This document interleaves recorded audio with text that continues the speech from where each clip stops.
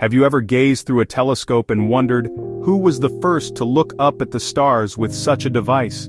Who truly invented the telescope? The history books give us a name, but the real story is far more complicated and mysterious. Welcome to Old Topic, where we peel back the layers of time to uncover the truth buried beneath centuries of forgotten facts. Today, we delve into one of science's most overlooked riddles, the enigma of the telescope. Who developed it first? Most of us are taught that Galileo Galilei was the inventor of the telescope, but that's not entirely true. Galileo didn't invent the telescope, he refined it. In 1609 he constructed his version of the telescope, improved its magnification, and used it to look at the moon, Jupiter's moons, and the Milky Way in ways no one ever had. But he was building on ideas already in circulation.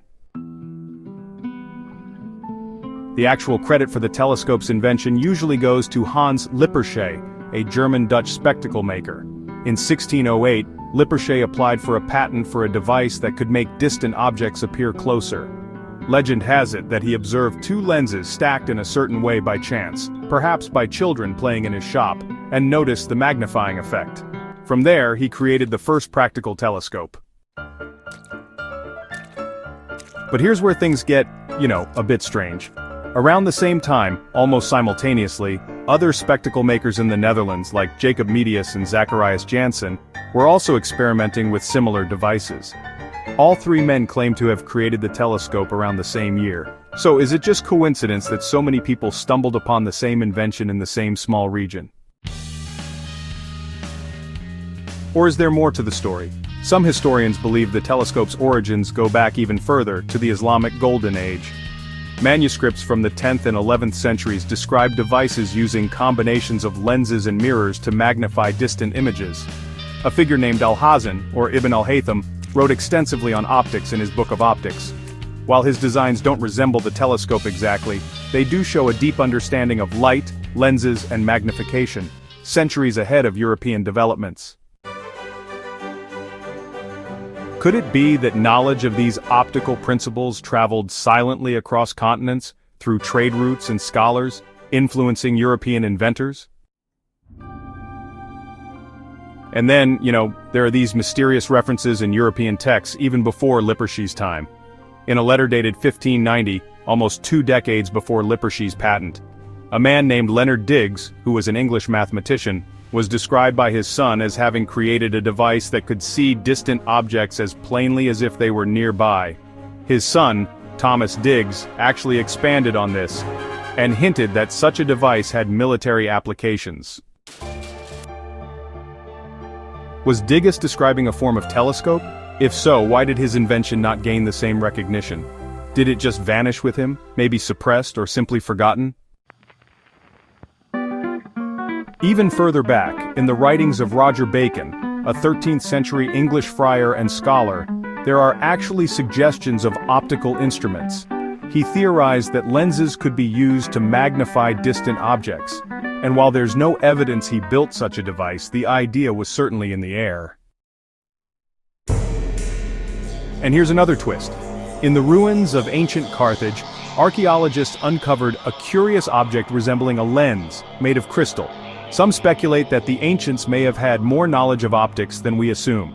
The famous Nimrud lens, found in Assyria and estimated to be about 3,000 years old, is often suggested to have been used either as a magnifying glass or even part of a telescope-like device. Of course, mainstream scholars argue that it was likely used for simple magnification, or as a decorative object.